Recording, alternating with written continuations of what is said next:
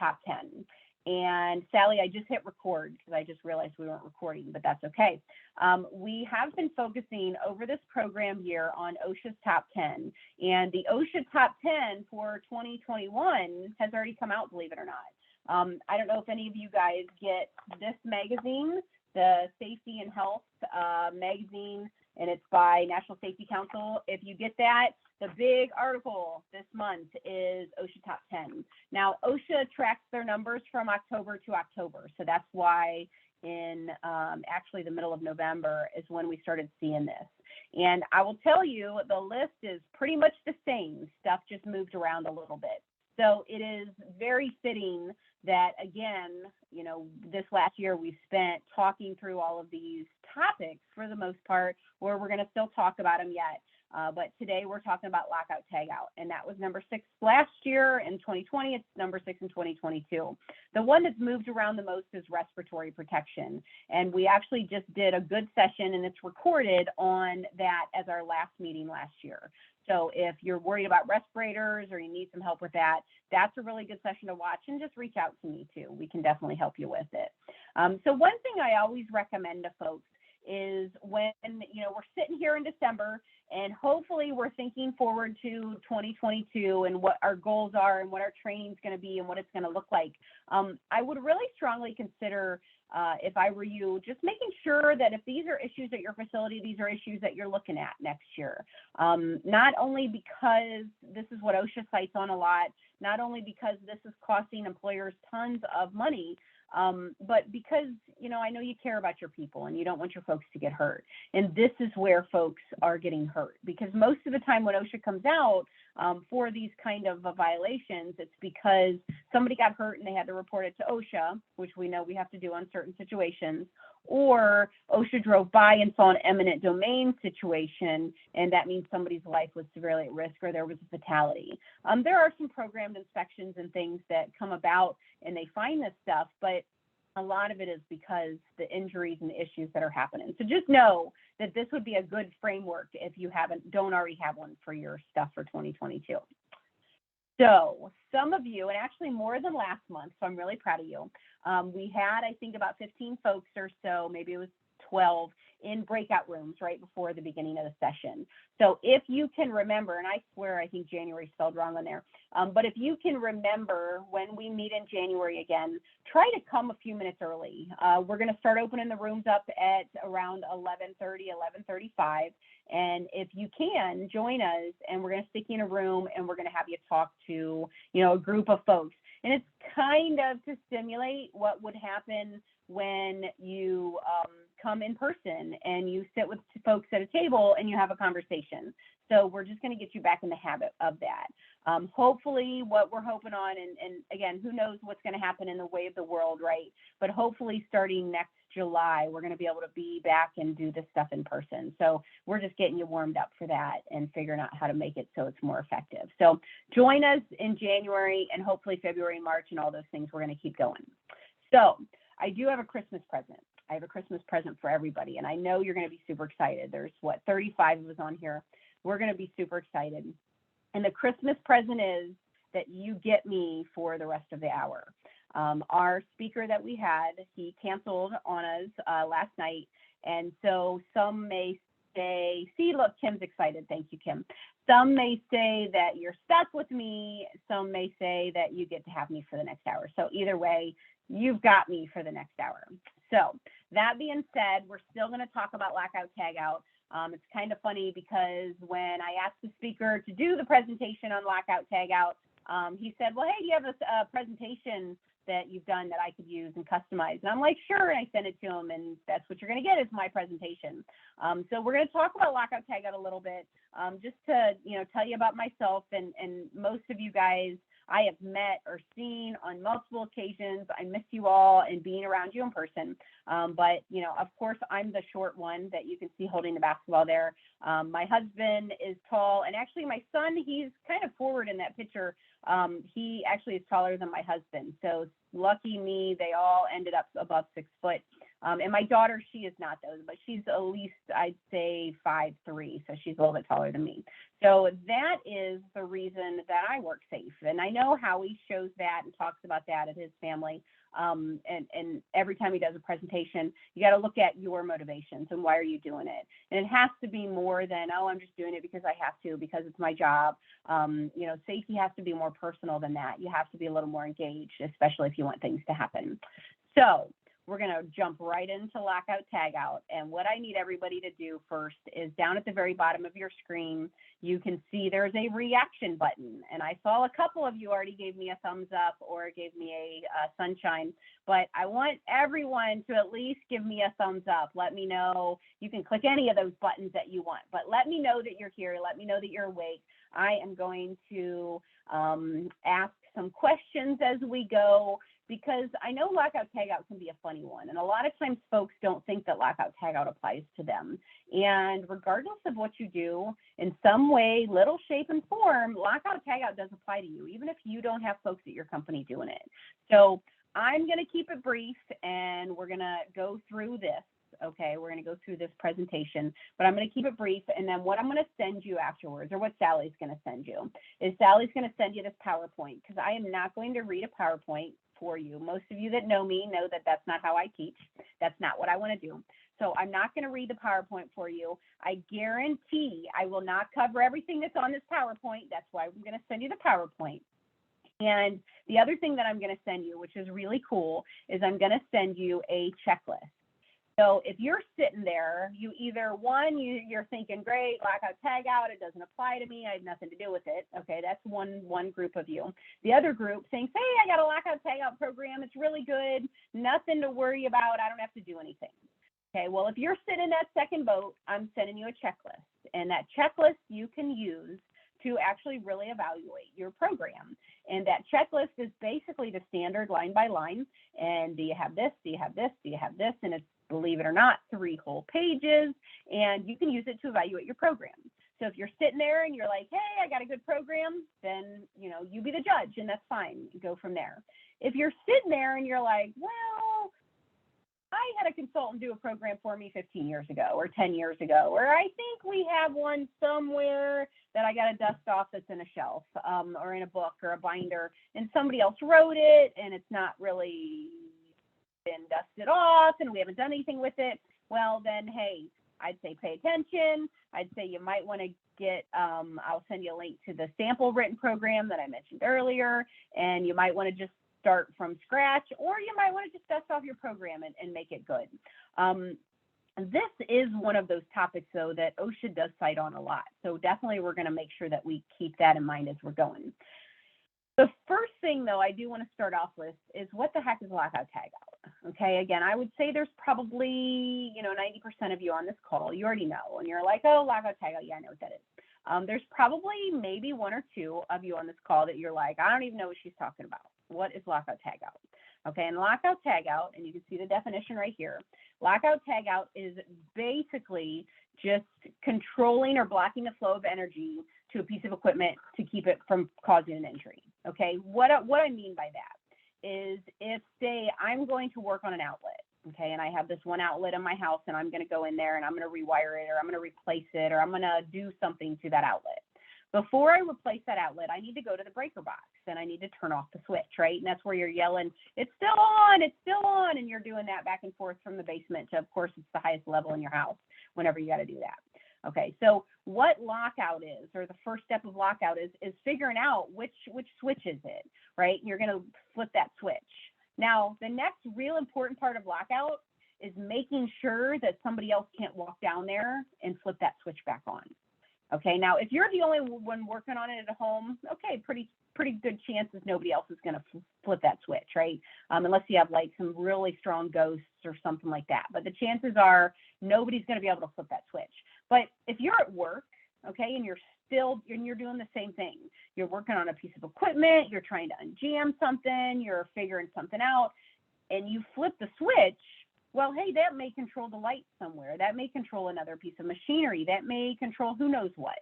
Okay, so chances are somebody's going to walk back over and flip that switch. Okay, so that's kind of one side of Lockout Tagout.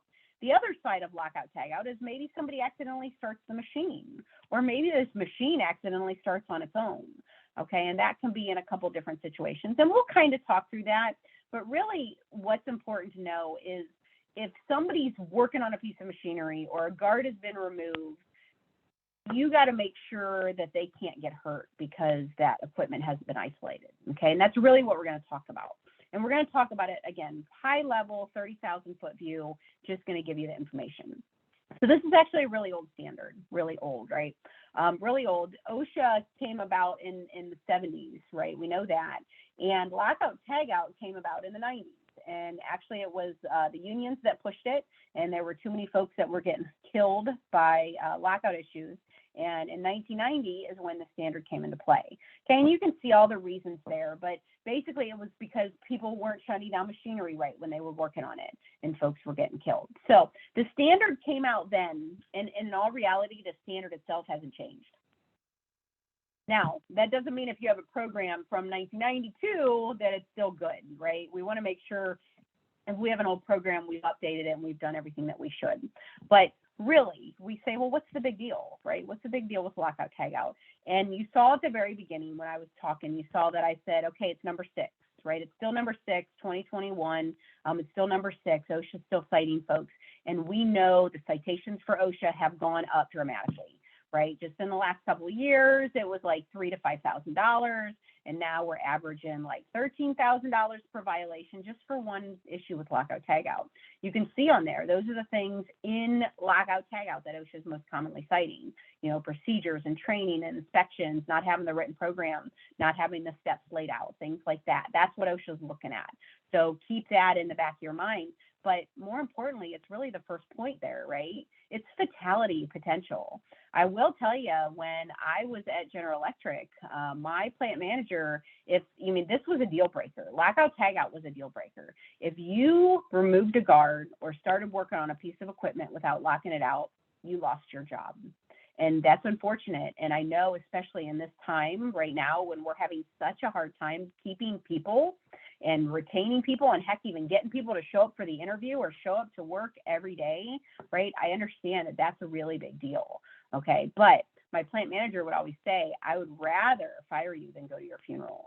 And when it comes to lockout tagout, I will tell you right now, there's like 40,000 birds flying outside my window right now. It looks like The Birds, the movie. But there, it is, when it comes to fatality potential, lockout tagout is one that you can't mess around with, because a lot of people are hurt and maimed and killed. And if you think back on the presentations that you've seen, hopefully the ones that you would say were good through over the years dealing with safety, a lot of them are injury stories. If you guys remember, like Brad Hurtig, and he was that young man that had lost both his arms in a mechanical power press. That was a lockout tagout issue, right? He was exposed. He shouldn't have been. It was a machine guarding issue, lockout tagout, a couple issues there. But, the big ones that we know about, the big ones that we hear about, lockout tagout, that's really what we're talking about with fatality potential. Okay, so roll through it. I will tell you, this is a, fatality that was dealing with a nursing home. Somebody was changing a ballast. They didn't lock it out. The injured worker, a lot of times with lockout tagout or electricity, we're on a ladder, and it's the fall that kills us, not the electricity. But either way, I think that's kind of, one or the other. Neither of those are good. So, this is just an example of a really expensive fine and, unfortunately, a fatality. Now, I do know with some of the lights changing to LEDs, we're getting rid of some of the ballast issues, and some of that's a little bit easier. But there's still a lot of lockout issues, and we still see this as an issue a lot. So does this apply to you? I mentioned it earlier. And a lot of times you may be sitting in the camp thinking, oh, it doesn't apply to me. Okay. But if you have power, and I'm assuming you all do because you're on a computer, do you have lights? Do you have gravity? Do you have folks that could potentially work at your facility? Okay, I even look at like the service industry. Let's say a restaurant or a fast food restaurant. You still have pieces of equipment. You may not be the ones that are doing the lockout or doing the service, but somebody is. All right, so if you have contractors potentially that could come into your facility and do this kind of stuff, you need to know a little bit about it, because if they get killed on your work site, even cares if they get killed on your work site, right? We don't even care what OSHA says or what it's going to cost or what it's going to mean. They got killed on your work site, and it's maybe because you weren't doing due diligence about this. And I look at, in examples like that, you bring in contractors, and I know there's a couple contractors in this group too, okay? You bring in contractors, and your contractors know what companies are going to be sticklers about the rules and about the regulations and what you got to do, okay? They know. And so if you don't know anything about this and you just say, oh, it's your responsibility and I don't need to worry about it, well, guess what? They may cut some corners. All right. Unfortunately, hey, that's just the way of the world, right? We want to make sure, if we can, we want to at least be a little bit dangerous with this. Know what is required, and just enough to even ask those questions. And hey, you can always call me. Hey, Cari, I have somebody here doing this, and they're telling me I don't have to do that. We can talk through it. All right. So that aside, we've basically decided this applies a little bit, at least, to every single person in this group, right? So when do you have to do lockout? You have to do lockout if you take off a guard, okay? And you have to do lockout if you're placing any part of your body into the point of operation or where it could get hurt by a piece of machinery, okay? So if we think of taking off a guard, obviously, hopefully we're only going to take off a guard to work on a piece of equipment, right? But if we're taking off a guard to unjam it, if we're taking off a guard to set up a piece of equipment, whatever the reason is, if we're taking off a guard, we have to do lockout tagout. Okay, and the other part is if we're required to place any body part, and those kind of go together, right? So lockout tagout is really the next step after machine guarding. If we can't guard it, then we have to lock it out. Okay, and going through that process. Now, when we talk about lockout tagout, in big senses, we're not talking about construction, even though construction folks can get cited. They don't necessarily get cited under this standard I'm talking about, but OSHA can still cite them under general duty clause. We're not talking about agriculture. We're not talking about maritime or anybody else on this list, okay? But for the most part, everybody here, we're dealing with lockout tagout. If you're doing live electrical work, that's a whole nother conversation, and you need to be talking about NFPA 70E, okay? Different conversation, different day. So big picture, we have lockout tagout. We have 3 different folks. We have authorized, we have affected, and we have others. Our authorized are authorized to put on lockout tagout equipment. They're doing the lock on tag. All right. The other 2, they're bystanders. They're affected by it, or they may be in the grand scheme of things. So, like I said, authorized is actually doing it, and then affected and others, they're affected, or they're not actually doing lockout tagout, but they could be affected by it. So when I talk about lockout tagout, if we have 5 minutes to talk about lockout tagout, actually, let's say if I have 30 seconds to talk about lockout tagout, okay, I'm going to tell you that lockout tagout is a 4-step program. I like how my fingers kind of disappear with this here. All right, it's a 4-step program. So lockout tagout is these 4 steps that you see on the screen. Okay, it's a written program. This is mandatory for the program. It's specific equipment procedures. All right, that's number 2, and it's training. All right, those are the big things that we're focusing on with lockout tagout. Now you say, well, Cari, you said it's 4 steps. And I do, and I say it's 4 steps because the last of those is the audit. And we have to audit it every year. And guess what we're going to audit? We're going to audit steps 1, steps 2, and steps 3. So 4 steps of this program. And if I only had 30 seconds to tell you about lockout tagout, that's what I'm going to tell you. Besides, fatality potential and we got to make sure that we're keeping folks safe. So 4 steps with lockout. We're going to look at those just a little bit. We're going to drill into that a little bit. All right. So if we have lockout tagout and we have a written program, and maybe we have a written program already and it's great and we don't need to worry about anything, okay, then life is wonderful. If not, I put in the chat a link to the BWC written programs, and I can attest that the lockout tagout one is one of the better ones. Now, I'm going to say that because I was on the committee that wrote it. And I will tell you, there was lots of arguing and there was lots of, oh my gosh, I can't tell you how many regulations I read and how many consensus standards and the directive and blah, blah, blah. You don't want to hear all about it. Okay, it's a good template. And there's lots of examples and auxiliaries and appendixes and all kinds of stuff, but you can get it from that link that I just put in the chat. Okay, you have to have a written program. That's really, it's kind of like controlling everything else within your program. You have to have the written program. All right, so we want to make sure we have that. Now, within those, some of the things that we're going to include is the devices and how they have to be standardized and they have to be identifiable and they have to be durable, and we can only use them for lockout. So like they can't be locking the doors or toolboxes or lockers or anything like that. It's just lockout locks. Okay, now you can use any lock you want. You see here, we got a master lock, right? Nothing says you can't use a master lock. You just got to make sure there's not a lock like that on your toolbox or a lock like that on your locker or somewhere else. All right, and so a lot of times that black one that's right above there, that's what you see folks doing. Okay, and then lockout, tagout. I like to say it's lockout, tagout, tryout. Okay, we have the lock and we're preventing the flow of energy. We have the tag, and usually that's what we use to identify whose lock it is. And then we physically try out the piece of equipment to make sure that it's locked out right and that it won't start. Okay, and so that's how I think of lockout, tagout. And these are all just little pieces of equipment that you can use, the different hasps and different breakers and, you know, breaker lock parts and things that you can put on plugs and all kinds of stuff. There's all kinds of different hardware, more than you could ever possibly imagine. This shows a tag, and the tag here, this one has a picture or their name. Whenever I used to hand out locks, when it was that time we did the training, I would hand out the lock and I would give you a Sharpie, and you'd have to write your name on all your tags. And you're going to reuse your tags. You got to use a zip tie, so you have to cut them off. So it's like 50 pounds or more. But you know, you can reuse those. You just got to make sure that it's identifiable. So I can walk up and say, oh, that's Jane Doe's lock on that piece of equipment or whatever it is. So that's another part. And this should all be part of your written program. This is all detailed in there as your written program. Talked about tag outs. You know, to me, I'm not a fan of just using a tag, okay? You can just use a tag, use a lock. That's silly. The standard says it has to provide the level of equipment, safety equivalent obtained by using a tag as you would by using a lock. And I'm not quite sure how you do that rather than have a guard stand by or something like that. Use a lock with a tag in all situations, in my opinion. I haven't come across much that it doesn't make sense to use a lock. In your written program, you got to account for what do you do with shift changes? What do you do if somebody leaves and they forget to leave or take their lock off? What do you do with contractors? And this is really big for those of you that think, oh, I don't have to worry about lockout, tagout. You know, you need to have a process for what do you do with contractors, who, what, when, where, why, how, who's checking on it. You know, and everybody can be a little bit different, but you got to at least know enough about it. All right. You want to make sure that they're not going to get hurt.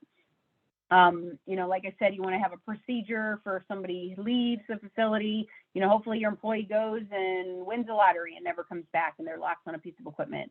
That's the better alternative than getting hit by a bus.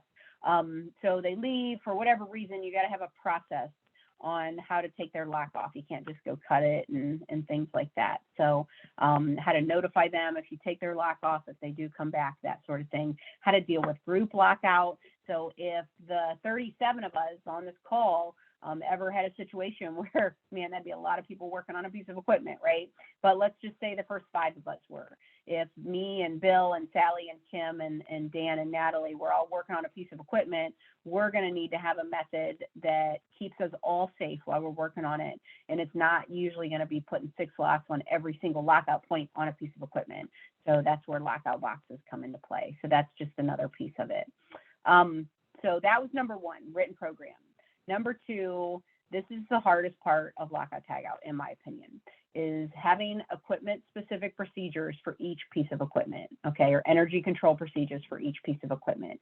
And we need to have all these details in those energy control procedures, and they need to be in writing. There is like a 7-piece exception of when you don't have to have this. And that's actually in that audit checklist that I'll send you guys after this, or Sally will send you after this. But just know that, you know, these are in general the things that have to be in there. And I actually, a lot of times folks will say, hey, can you review these? And scope and purpose are a lot of times missing from their equipment specific procedures. So make sure you keep that one. This is just a snippet of what part of one equipment specific procedure looks like. To me, a specific equipment procedure, I swear that's easy to say, right? You should be able to give that to me, and I am not the most mechanical people. You should be able to give it to me or maybe an equipment operator or something like that, and they can look at it and they can say, okay, here is how I lock out this piece of equipment. Now, I'm not going to be the one locking out, but that's how you can make sure that, you know, it's good enough, the procedure's written well enough. And I can look at it and, okay, number one, I put the disconnect in the off position. Number two, in the hole in the disconnect, I place the lock, and then there's a 3 and a 4. I like pictures. They're not mandatory. By looking at this box, I don't like the opening holes in the thing next to the disconnect, but, you know, that's different safety audit discussion, right? But just know, and then it has like how to try out, you know, you push the button, you wiggle it, you make sure it's on there tight, things like that. And so that's going to be part of our procedure. Go ahead, give me a yes or a no if in the chat if you can. Do you have equipment specific procedures? And if it's a no, and actually if you have a no, you don't even have to put a no, but feel free to give me a yes if you have these. And, you know, like I said, this is the hardest part. And if you don't, that's okay. You know, I'm not judging you. There's samples of those in that written program. I'm seeing lots of yeses. That's good. So you guys really are the right people that you should be on here. And, you know, the biggest thing that I found with these two is a lot of times we don't get all the sources of energy. Okay. So we may forget things like heat, thermal issues. We may forget things like gravity. So we want to make sure that we're looking through all the types of energy, and all the types of energy we've made sure that we've addressed. I will tell you, when I was at GE, another one, we did all of our procedures, and we had a lot of furnaces, and we didn't put the whole furnace factor in there. So if I have a furnace that's, you know, 1300 degrees, I certainly can't just lock it out and stick my hand in it, right? There's a time factor. Now, some of that should be intuitive, you would think, but that was one of the things that OSHA had asked us to do, is include a general time frame that once you do the lockout, you have to wait for it to cool down. You know, that could be different on everyone. So you got to make sure that you're including all your sources of energy. Another part of lockout, these procedures, is you have to make sure what these steps look like. So we have, you know, preparing for shutdown, turning off the machine, isolating with a lock, applying the device, or isolating, applying a device, checking for stored energy, and then, man, the most important one is making sure that it's really, truly locked out.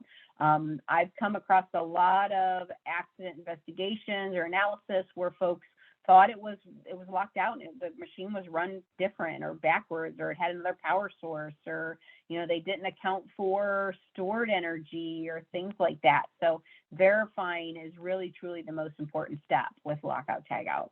And if we had, I teach this as like a half a day, and I've done it as a full day. If we had that long, man, do I have a lot of stories for you. But just know, you know, verifying is if you're verifying, you're going to basically make sure nobody gets hurt. So that's really important. All right. In there, in your written procedure should be release from lockout, and what that looks like. That also needs to be included as part of this. And then we're on to number 3. So like I told you, we'd be rolling through this pretty quickly. Okay. And again, we're doing that 30,000 foot view, but we said we have the written program. We said we have the equipment specific procedures. And then now, really important, we do training.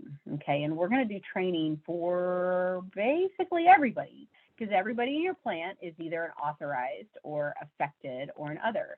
Now, this should be just training. This one right here is training for the affected. And the training for the affected is fairly easy. Okay, it's, hey, here's what lockout tagout is. Here's why we do it. Here's what it looks like. And like, you know, you hold it up, and I only have a cord sitting on my desk because my mom tried to blow that one up. I don't know if you can see that. Here is, you know, what lockout looks like, and you show, you know, here are the things locked out and the lock. And if you see one of these locked out, leave it alone. If you touch it, you're going to hurt somebody. You could kill somebody. Stay away from it, even if it's your equipment. If you see it, leave it alone. And you're really just explaining, you know, what is lockout and why it's important. Okay, and that's how you train the affected and the other folks. When we look at training the authorized, man, they need to know a whole lot more, right? Because they're doing the lockout tagout. They have to know all about types of energy. They have to know about magnitude of energy. That's really important, because heck, we know if we have a meter, if it's an electrical meter and we don't use the right kind of meter, it could show that there's no electricity there, but it's actually just the wrong meter, and there is. All right, so they got to know enough about this. themselves safe. They have to know about how to do the lockout. They have to know where the equipment is. They have to know about the devices to be used. I mean, there's a whole lot that they have to know about it. The one thing to keep in mind, and folks always ask, well, how often do I have to do training for lockout? Okay, so in general, I say you have to, per the standard, you have to do lockout when you have new folks that become authorized. Okay, now there's a slide, and I think it might be next, that I'll show you on refresher, when you have to do refresher for lockout. When do you have to do affected? So that one that we just looked at, the slide before, that has to be an initial training that you're doing with everybody then. But I really encourage you, because this is such a big issue and this is such a fatality potential, I really encourage you to do training on this every year. You don't have to per the standard, but man, this is a really big deal. So that's definitely something to think about. Okay. Retraining. Okay. So retraining for the authorized. This is when you have to per the standard. Okay. You have to do it if their job changes. So maybe you have somebody that's not authorized and now all of a sudden they're authorized. Of course, you're going to have to do training or retraining. Maybe they were over a different piece of equipment and now they're a supervisor somewhere else. So they're going to have to get retraining if they didn't get trained on everything. If you get new pieces of equipment, you got to make sure you consider lockout in there, and then you have to retrain the folks that are exposed to that could be locking it out or that could be affected by it. If you change the procedures, then the equipment specific procedures that we talked about in number 2, if you change those, you have to retrain folks. And that's kind of makes sense. The last situation you have to do training or retraining is when you do your annual inspection, and you should do your annual inspection annually.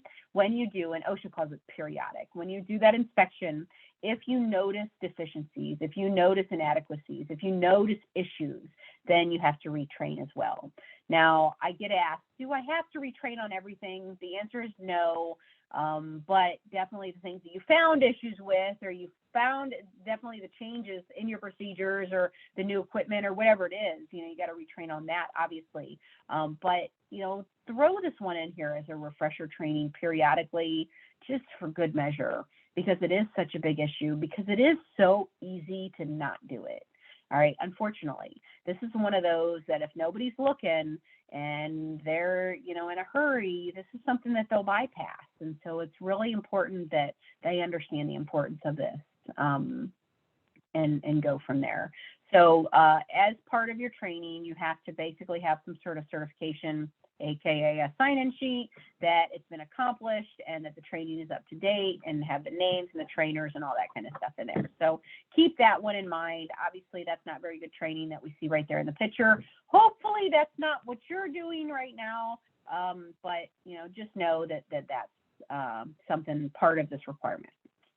Okay, OSHA does have on their e-tools, they do have a Lockout Tagout interactive training program. I would say this can't be your only training, but you could use this as part of your training if you wanted to. And there's videos and different things like that.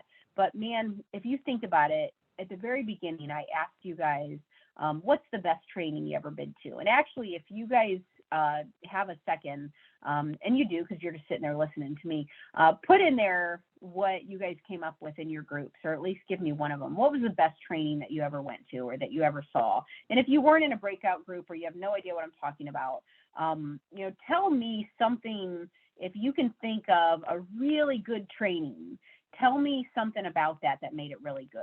Like, just put that in chat real quick. So was it that, it was hands-on and you actually got to, touch it and feel it and do it and show it? So what are the things in your experience that have made something a good training? And I can bet, while I'm waiting for somebody to type something in the chat, I can bet nobody's going to tell me it was an online training, or it was something where somebody basically just read a whole bunch of information to them in a book. So, all right, Alice training. I agree. Alice training is some of the best training, active shooter, that I've ever had, because it was so hands-on, right? First responder training. If you guys have been through the first aid CPR training that Joe Rohde does for the council, it's so relatable because he tells really good stories, right? We love that. Joe Rohde, I see Mike put that on there, his stories, his experience. You are so right on. Any training that's hands-on, where active shooter training, if you guys have ever or never been through the actual like 3-4 day training, you like get assigned a role. And I know for mine, I was one of 4, and we had to go into a room and try to barricade the room in a classroom of what we had accessible right there. And some had to not barricade, and some had tools and some didn't. And I mean, it was like, and then you hid behind a desk waiting for a fake shooter to come to see if they could get into your room. And so that was phenomenal training. Ladder training, that where they brought the ladders and they show you the ladders, and they, you get to look at that stuff. Like, that's really good training. And I agree, Susan, what you say right there. The best trainings that you've been to has been participatory and hands-on, where the attendees have to do what they learn. And so if we know that, and we're thinking in our mind, we all know that that's the best kind of training. Well, then what kind of training do you want to do for Lockout Tagout? Right? Do we want to just sit in a room or sit over a computer and tell them, here's why Lockout Tagout is important. Here's what it means to lock out. Here's what it means to not lock. I mean, that is so dry and boring. We want to do training that people are going to remember, and that in another training they're going to write about in a chat, right? Okay, Susan, good point, where you have some sort of homework or bring something back to the table before the next day, if it's a multi-day or a multi-class. Definitely something where you have to study and learn it and do it yourself. I will tell you, one thing for me is when I started to have to do training, right? I learn about all this stuff, and then I get into the workforce, and now I have to start training people on all this stuff. That's when I really learned it. And I took that and said, okay, well, we need to spread some of this wealth, because yeah, it's good if I know, but man, what if my, maintenance lead knows it? So he had to start doing the training with me. And that's when people get really engaged and really involved, is because they want the training to be good. So, okay, good stuff. Different tests, having to check their knowledge, things like that. Having training, refresher cycles, definitely. You want to stay forefront. You want to keep it relevant. You want to have good stories. So good stuff. Awesome. Thank you guys for participating. All right. So we talked about 1, 2, and 3, right? We said written program, equipment, procedures, and training. So number 4 is we're evaluating all 3 of those things. And that's a question I get a lot. The question is, well, what do I have to evaluate on my annual inspection? And I always say annual. OSHA says periodic. It's truly annual. Well, what you got to evaluate on your annual inspection is the written program, the procedures, and the people. Now, you don't have to watch every person do every procedure, but all those things need to be evaluated. Okay, you want to look at all your people at least during the course of the year doing lockout at least once. There's a template in the written program that I put the link to in the beginning of this, and Sally will send that out too. But we have to make sure we're checking all of these things. Okay, and this has to be done every single year. And it can be done over the course of the year. It can be done over the course of 3 days, over the course of a month, over the course of 6 months, whatever that looks like. OSHA doesn't care as long as it's done at least once a year. Now, if you have 200 equipment-specific procedures, I certainly wouldn't try to review that in one day, right? I would say, well, let's split it up and we'll do, 20 a month or whatever that looks like, okay? Whatever works for you. You've got to figure that one out. So good stuff. All right. Getting to the home stretch. I promised I wouldn't take too much time today because we're doing that big overview picture of this. But we want to know, if people aren't locking out, why? Okay, so we know this stuff. This is code. This has been around for a while. We know how to do it. We have the equipment. We have the procedures. Why don't people really truly lock out? And what do we see? Why don't they do it? Okay, and one is they don't have enough training and they really don't understand it. Okay, if it's not important to me, I'm not going to do it. So that is on the trainer. You want to make sure your folks understand why it's important. All right. They don't understand how important it is. But really, I think a lot of it, and I refer to this, comes down to being in a hurry.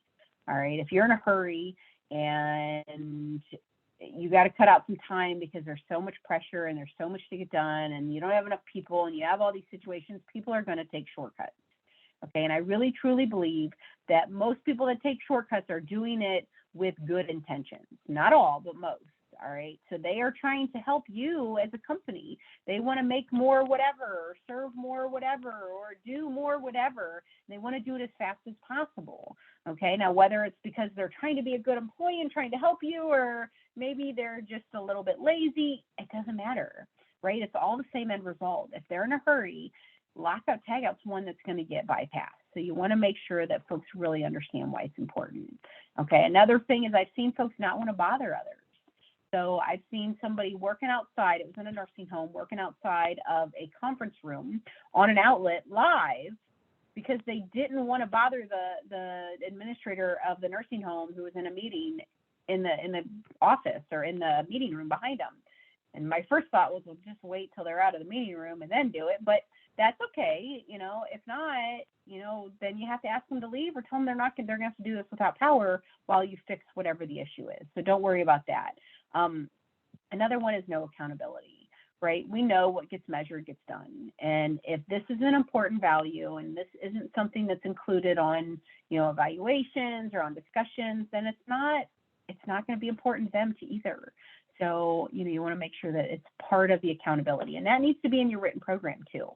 And, number one, and it kind of goes along, or the number one on the bottom there, kind of goes along with in a hurry, but it's just like, man, it's just jammed. I just got to reach in there real quick. It only takes a second, right? And whenever anybody tries to give you that argument, and I always tell folks, do the activity where you take a little tiny piece of paper and you have that paper and you have, it's hard to see here, but you have, one person hold the paper above. Now, don't use an envelope. That's too big. Just a little tiny, 1 inch, 2 inch piece of paper, and have one person hold it and the other person try to grab it when you drop it. And don't do it yourself because you're going to drop it. That's silly. But if I drop it, now look how long I dropped it myself, and it took the whole length of the envelope to grab it. Okay, my reflexes aren't that fast. I am not faster than the piece of equipment. All right, so make sure that you use creative, hands-on ways to show them that even if it only takes a second, that machine's faster, right? That's why it's a machine. So, keep that in mind. Keep these in mind. If you're the one doing the training, it's an uphill battle, and you've got to make it relevant. You've got to make it important. You've got to make it hands-on. You've got to make it fun. So with that, I already gave you the link to this. OSHA has some e-tools, stuff on their website. You have access to the BWC consultant. All right, and that, whether that's me, because I have part of Summit County, and Deb has part of Summit County, and Nicoya has another part of Summit County, but you can always reach out to me. You can always, Sally has my information in the newsletter every single month, and if you don't get the newsletter, email Sally and have her put you on the list. You always have access to me. So whether you're starting from scratch, whether you're, you think your program's okay, or whether your program stinks and you really want to make big changes, we're here to help you. We're not regulatory. We just want to make it so your folks don't get hurt and killed. So with that, Sally sent me a very exciting text, and we have the winner of a $25 gas card is Thomas Evans from Air Enterprise. So Thomas, make sure you stay on. You might want to put something in the chat to let us know that you're still here, so Sally can send you that card, and she'll reach out to you to get your address. You don't have to give everybody your address unless you want lots of Christmas cards. You can put that in there if you wanted. But I will, at this point, open it up for questions. We're still a few minutes early. If you have any questions, feel free to, okay, Thomas is here. Good job, Thomas. Feel free to stay, and you can even unmute if you want to. If not, you guys are free to go. I do appreciate your time. We will do, I think, some sort of wellness speaker in January. We're still working on that. We may end up with a speaker on human trafficking.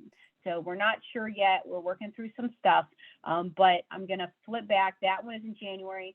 Really wish everyone an awesome holiday season. Hopefully